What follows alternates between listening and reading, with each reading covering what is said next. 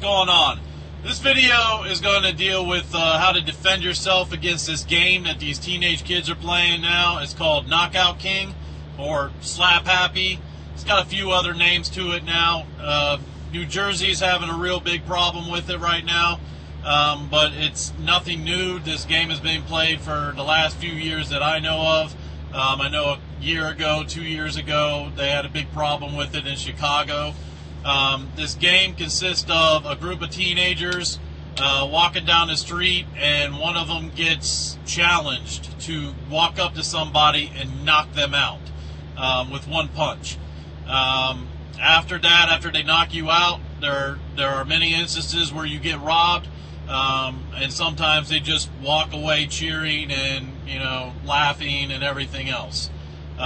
This is a very brutal game. I don't even want to call it a game, but it's a brutal activity that these teenage kids are playing. It's, in all reality, it's not assault and battery, it's attempted murder, because people have died from being knocked out by these punks, and that's what they are.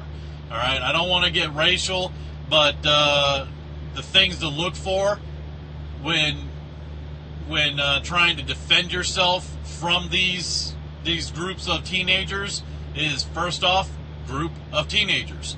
All right. Again, Bo, with the racial part of it, though, is you don't see on the videos that you can look up on YouTube or anything else, you don't see a bunch of white kids doing this. It is mainly black kids that are doing this.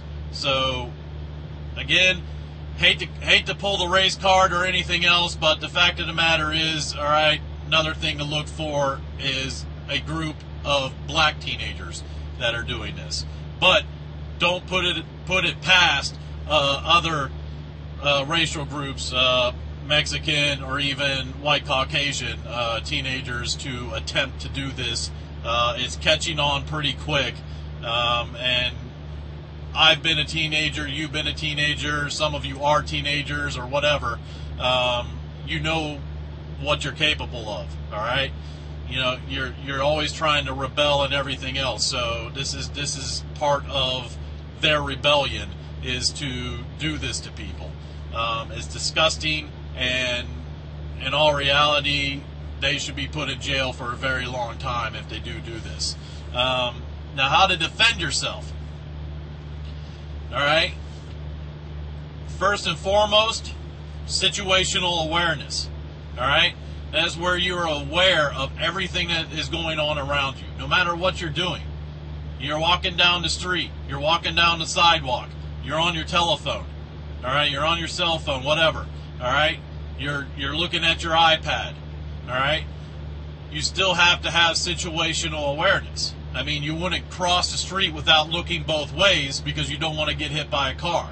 So when you're walking down the street, you need to keep in your peripherals and scanning, all right, what's around you. If you see a group of teenagers, if you have situational awareness, if you see a group of teenagers, you'll be able to pick them out before they get close enough to do anything to you, all right?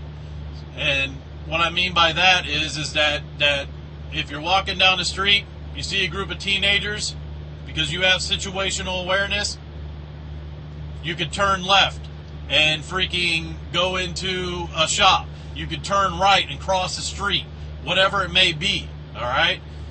You can freaking 180 to the rear march, all right?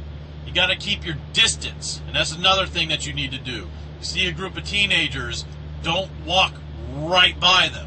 Don't walk to the point that they're within arm's reach. They're within that punching zone, all right? There are a few videos out there, and there's one particularly good video, not good as in it was a funny video or anything else, but it's a good video because it shows you what could have happened if this guy had situational awareness.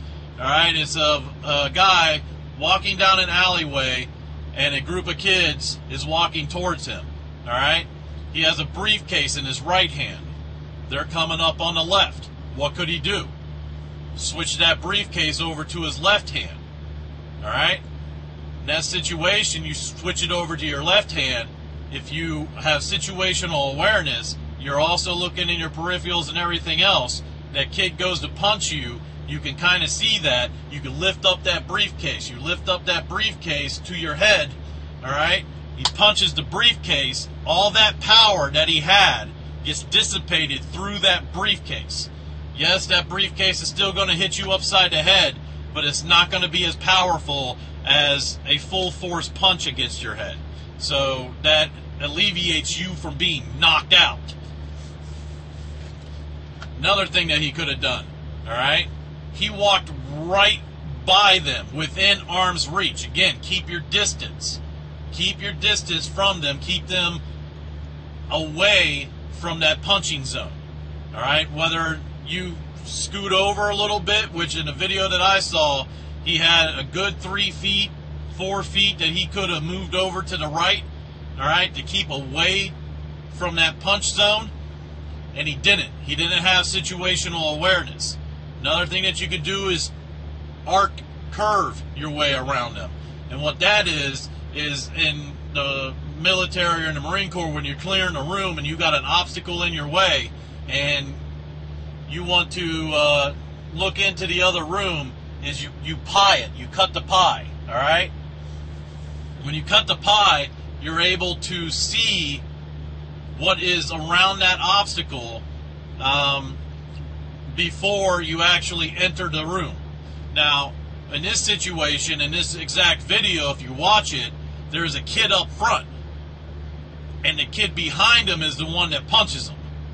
So that kid up front was literally blocking the view of the man, and then the kid behind him came out from behind that other kid and punched him. If you curve your way around, not only do you keep your distance, but you'll be able to see that kid in the back who's about to punch you. With that said, again, when you're able to see that kid about to punch you, you're able to react a lot quicker. Another tactic that you could use is, if you watch these videos, 9 times out of 10, these people are alone. They're all by themselves. Okay, once again, in the Marine Corps, we used a buddy system. We never went anywhere without anybody. Whether we're on Libo, whether we are in a training op or anything else. If I got to go take a piss, I got to take someone with me. All right? It's the same thing when you're walking down the street. All right? I'm not saying that you have to have a friend, someone that you know, but don't walk alone. Walk next to other people. All right? They don't seem to attack people who are in groups together. All right? So when you're walking down the street, even if you got to jog up to somebody, you know, or whatever, you know, freaking get close enough to them that you're part of their group, all right?